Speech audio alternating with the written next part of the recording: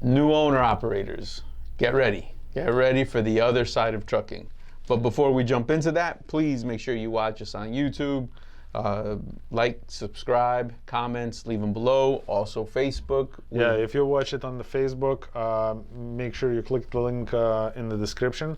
That will actually take you back to YouTube, I guess. And because on the YouTube end, on the very top pinned comment, you're gonna see the current rates for the last 5 days.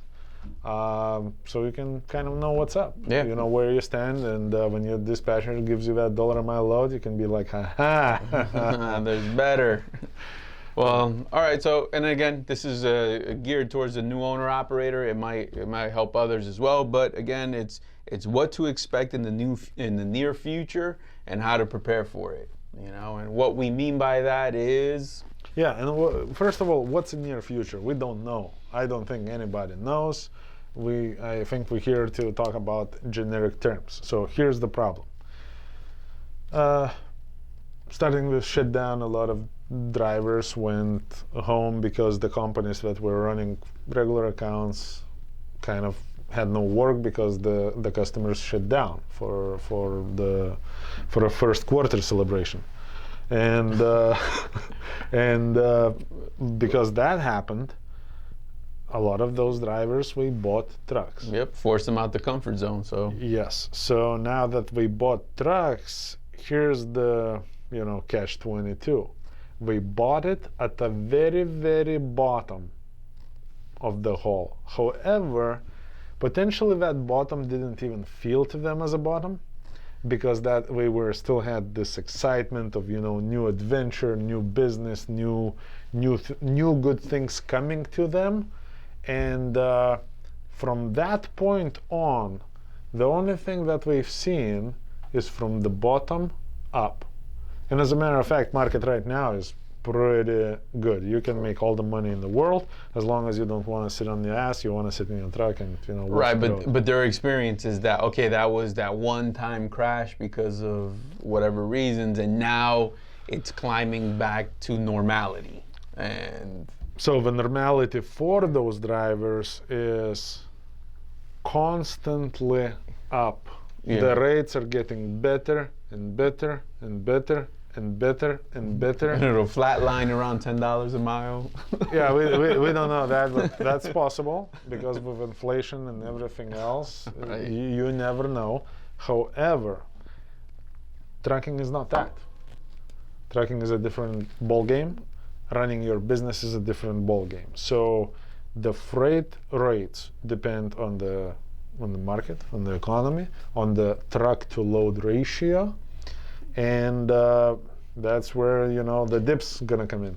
Right, and then it fluctuates. It's gonna fluctuate, and that's why it's important you understand that in this business model that we do. I mean, even if you take it to the savings, like the fuel card savings, the guys were getting $1.10 off of a gallon, not just by sheer luck. It's all economics, right? So the price of oil was at the bottom, so it's all connected. And again, so as it readjusts itself and they see that the fuel card savings is a little bit less, and it's half of what it was, it's normal. There's nothing out of this world. It's what's going to happen. That's how this business works. So the point of this video is actually also to talk about it now, when we can prepare for things and not be in panic mode, right? Because some of these guys might be panic mode where all of a sudden, I know, Mike, you don't like to use like current examples because things change so day to day, week to week. But like, I like to use current examples. I just want to put a date stamp to it. So like, even if a guy is doing a Texas load today that is not paying just as much as it was 2 weeks ago, he's wondering why. Is it, because he's not used to that. So now that these things start to happen is a good time to talk about what to expect. Well, what to expect? Expect trucking. Trucking is going to happen to you, and everything is going to go up and down, up and down, up and down. The rates at some point will be coming down. Then they will be coming up again, then coming down again. What can you do as a driver in that situation?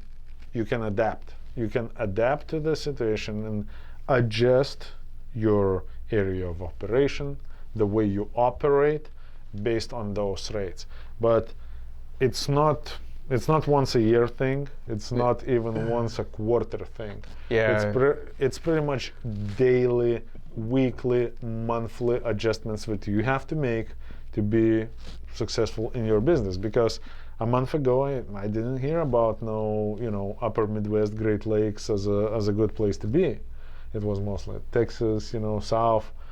Now, well, Texas is still there. I guess I was talking to Sonny on the phone today. I guess we're making history. But, everything is moving up. And if you got locked into that, I just want to do Lakeland to Houston and back. Right. All right. It can still work, by the way, as of today. Who knows when it's going to start really changing, next week, in 2 weeks. But I can guarantee you one thing. It will change because it is trucking. Yeah. And things will be constantly changing. And how successful you're going to be in your business only going to depend on your ability to understand how it works. Because I've probably been in those situations where you start a new company because everybody talks highly about it. And then first week you make a killing, second week you make a killing, and then it starts going down. And the first thing that comes in the driver's head, oh, that's how it is. So Right. they only did a show off when I started, and now we're just kind of neglecting me. Right. So before you fall into that trap, the number one thing you can do is make sure, guys, that no matter what's about to happen, you keep that truck moving. That's one important key right there. And second is start your line of communication as of now. And again, communication is important, but I'm not talking the one about day-to-day operations with your dispatcher. I'm talking about the forecasting. The forecasting meaning what else is good? Where else is it hot? Ohio, Kentucky. Start thinking of different plans, you want to have an exit strategy of the way you're doing business right now, because by the time it hits the fan. Because remember, if a different area pops up to be hot and then there's not as many trucks out in that area, supply and demand, like what Mike was saying, you want to be the first one out there because you're going to reap the benefits of the higher rates at that point. So those are a couple things that you can do to self protect your business, right? At the end of the day, it's your business, and the key to it all. I mean, we did an interview with a seasoned owner operator and kind of asked what his secret to the success is over the years that allows him to put away for maintenance funds and everything he does to keep his business running is moving that truck. I mean, at the end of the day, that was the key common thing that he does, is just a consistency of moving that truck. Everything else, he's like, you can't control. You can't control rates. You can't control snowstorms. You can't control breakdowns.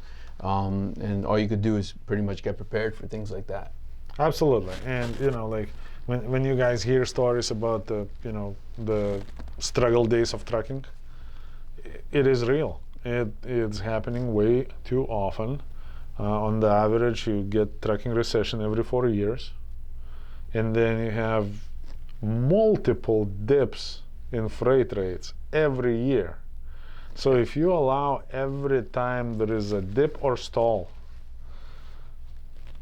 if you allow yourself to go out of business or to really fall down on your face, when everyone else is kind of staying in the maintaining zone, when it picks back up, the guys that were in the maintaining zone, they just take off right there. And whoever got caught up into this mindset and mind game, by the time it's over, we ain't got nothing.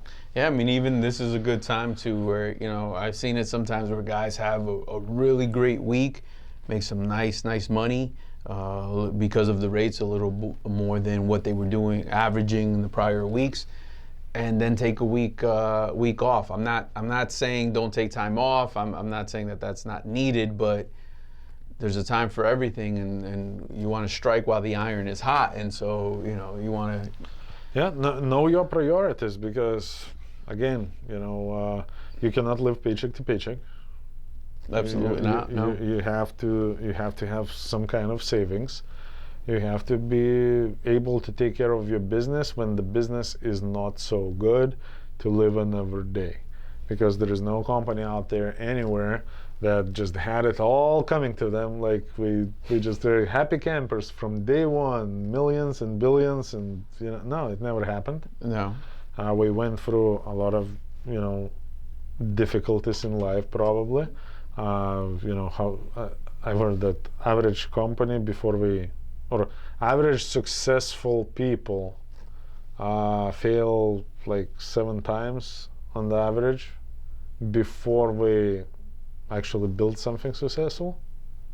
Well, okay. So it's kind of never give up, always push forward, and even this first quarter situation. How do you explain that while some people allowed everything to just drop, gave up their trucks, went behind on all the payments, when the other people at the same time were buying trucks and starting building the business? Mindset, right? Because it all depends on where you were. So even those guys as a company drivers made a decision. You know what? This dedicated stuff, as great as it is, and as big as the company is that has this account, they're not immune, and you really don't have control. Your only control is whether they call you today. Actually, you don't. You don't have any control over that. So getting into their own truck, you gain a little bit more control as to when you're going to work. And when you're going to work means that you can now generate revenue for your family and for yourself, and to protect your business. So absolutely, man. I think that is the key to the next step. I mean, even look at the first quarter. You also have guys that maybe already were existing and taking out these SBA loans and whatever they had going on with all that, PPAs, and take some money and do what with it? Buy a boat. Yeah, so you bought a boat, you did this, you did that. I'm not saying guys. Now another individual might take that opportunity and grow his maintenance account. That another individual might take that and trade in that truck and get something different, something that's a little bit more reliable for his business, and that will continue, that will allow him to keep earning for himself. Yeah, so I think at the end of the day, financial planning is a very big thing, and understanding the business, because not every dip means the end. The dip is just, the dip. No, and I mean, even if we switch gears a little bit, as far as retail, like, there's companies out there that solely plan for the peak season. They know Christmas, Thanksgiving, like, that is their business. And man, I was always surprised, like sometimes those empty stores out there, and like right before the Halloween, we only open up literally for like week or 2 weeks before the Halloween. Then we shut down. Then we reopen just, for Christmas. Then we reopen just for 4th of July fireworks. Somehow we make business. Yeah, but again, that's a different business model. They have that pop-up store, but even retail as far as clothing and all that. I wonder what percentage of their sales are just in that last quarter of the year. So, and again, like, as a business owner, would you want it to be year-round peak season? Yeah, if you yeah, that would be nice. but it's not real. Everything comes in supply and demand, guys. Economics 101, basically. Absolutely, and again, bigger is not always safer, because bigger is visual. You're looking at the false safety net. Huge building, huge this, huge that, and at the end of the day, it's actually riskier, because now you're to a degree sometimes blinded by this, power, and you miss the reality. And then turns out this whole huge thing stops because one customer parked. Right. Yeah. And now all your safety net is gone. And this little guy with his truck keeps on pushing, getting a load every day. Yeah, and it's easier to stick to that plan because I mean, if you even think about it, like these big companies, how hard is it for them to actually, reinvent themselves overnight and go from dedicated yard dropping hooks, yard work to spot market? Man, that's not easy. Do you even have the dispatchers to do that? Are the drivers even willing, comfortable to do that? Like, Are we even trained to do that? Because and we see some drivers like that. The drivers, we come from those big companies that move, preloaded stuff from one terminal to next terminal, and that's all we do, especially doubles, triples. Yeah. I've seen drivers with 5 years experience can't back up the trailer. Just can't. We don't know how. We only go forward. And to no fault of their own, that's all they know. So their patience is a little bit less as well when you go do a live load for the first time. Yeah. And then if you fall into that mindset that the world should do this or should do that for you, that's pretty much game over. That's right. So, and again, so the key to it, once these guys decided to get into it, they're in it right now. It's going very well as we speak. Nothing's happened yet, so nobody died. It's okay. But we're just kind of bringing it to light because in a controlled environment right now, it's easier to talk about something like this, or at least get guys thinking about this so they know what to expect. So it's not a culture shock when it does happen.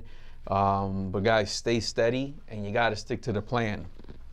And accept, like what Mike was saying before, is accept that part of the business. It's just part of the territory. It comes with it. It's more money comes with more risks, more effort, more responsibilities, and more work. That's what it comes down to. Number one wrong reason to buy a truck to begin with is to work less. Right. Yep. If you're buying a truck to work less, you already failed. I don't care what happens. I don't care what the outcome is. I'm just letting you know, and you can post all the hate in your comments below. I'm just being real. And I'll second that motion. I agree with that. You shouldn't buy a truck to work less. Yeah. If you're buying a truck, you should be buying with an excitement to build a business, with an excitement to reach for more, to achieve more, to do more, and obviously, your lifestyle and your everything that you have or you always wanted will follow with that. Right. But the initial idea should be absolutely not to work less. Yeah, and I mean, and to want more and all that. I mean, not everybody wants 4 or 5 trucks. You know what I mean? Like, that's not even... Yeah, because people want like 400 or 500 trucks.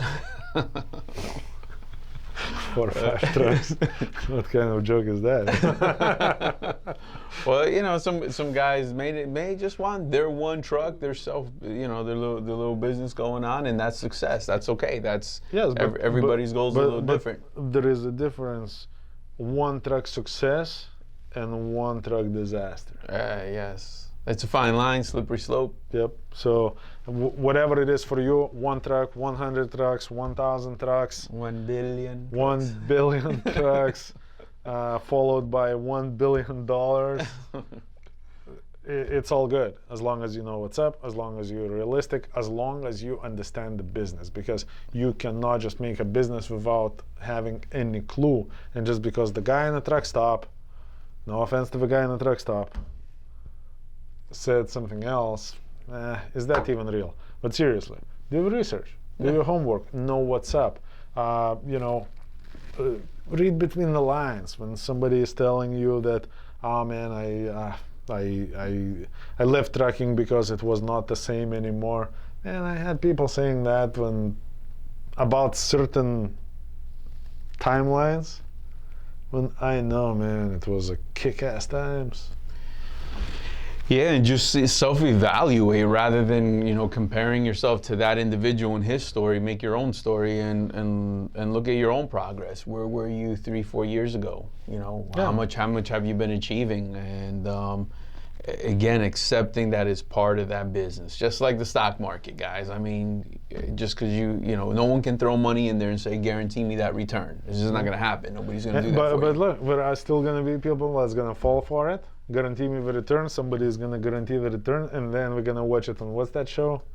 Forensics something. When people guarantee the returns, and then everybody like a big old Ponzi scheme or something. Everybody ends up, broke and broken. So just be realistic. I understand that it's not the end of the world. The reason we actually really bringing this stuff in right now, because right now is good times. Right now, that new owner operator pulling that 250-mile load out of Texas, and listening to this video, things like, man, that's kind of boring. Like that doesn't even sound real.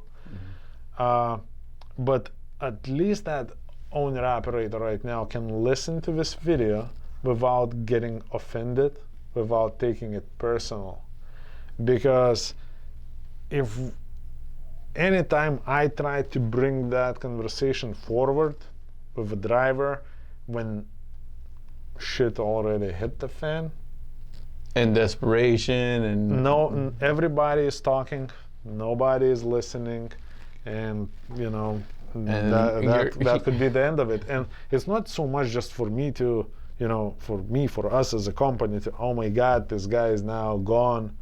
It's not even about that. Yes, partially it is about that. Yeah. I'm not gonna lie, but it's not just about that, because I would rather have this guy leaving the company, looking for success somewhere else, and then maybe at some point in time, even coming back as still successful owner-operator.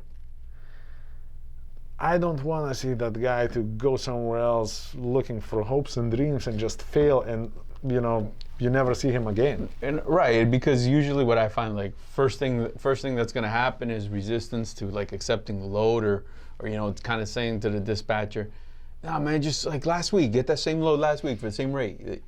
Trust me, if he could, he would. And again, that's not the case right now. But what we're saying is, when we're about to evolve, when we're going to get to that point, that communication is already there. You've kind of talked about it. So it's more of a game plan. You have a goal. Now all you have to work is the plan you guys devised, and keep that goal in sight and what you're striving for and how to get there. You already have everything. You have the formula. So you keep your head low and just work that plan, and you'll get through it. And then and then by the time that goes through, we're back where we are now, and it'll happen again, and it'll happen next year, and if there's a 2021, right? I doubt, but that's another show. We still have plenty of 2020 left, man. Good luck surviving that. But anyway, yeah, just there is nothing more difficult for a dispatcher than to give you that crappy load. The only reason he is giving you that, what you call crappy load, is because that's probably not so crappy load for that day, for that area, for that time, and for the strategy that you and your dispatcher is looking to accomplish. So the communication is the key. Always run it by your dispatcher. Most of dispatchers will be talking to you, because it's so much easier for a dispatcher to have this understanding driver who knows what's up. If I'm as a dispatcher having this driver who is like, "Hey man, like right now this is going pretty good. Like what do you think is what's next coming up?" Man, I already know I got a good driver, because he's kind of measuring things before he gets there. And now I can say, "All right, man, business as usual."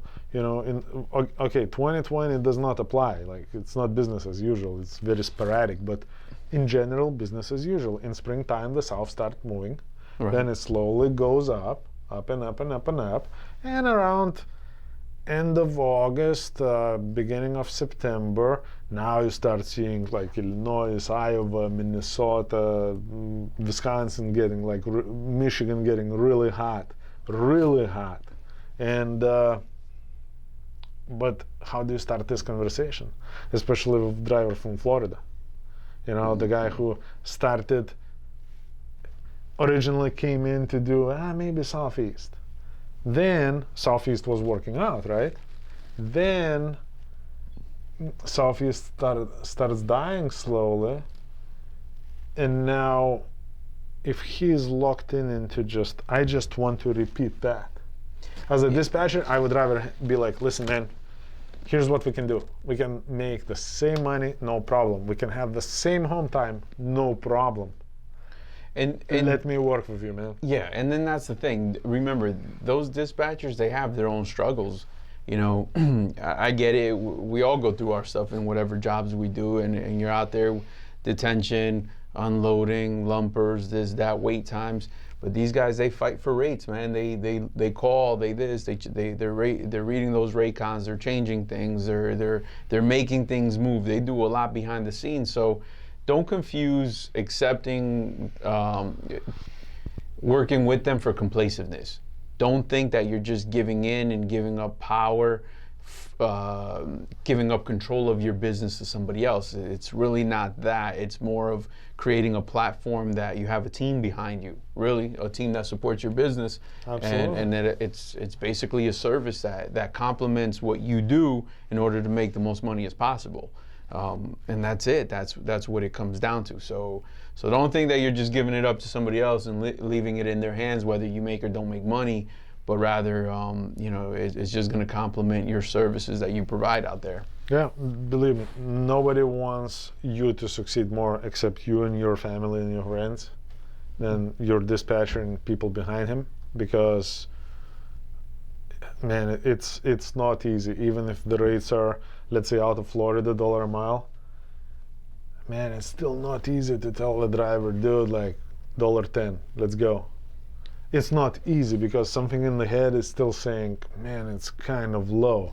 But once you kind of relax and step back a little bit, you look at the whole picture. Okay, we're going there, we're gonna pick up that, then we're gonna go here and there and there and there, and here we are. We are at the pretty much same numbers. Everything is still the same, just that little headache to begin with. Right. But hey, it's never pleasant, but that comes with territory.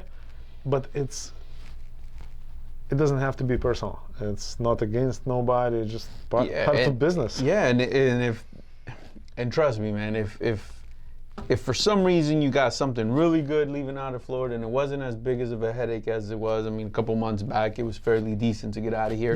Yeah.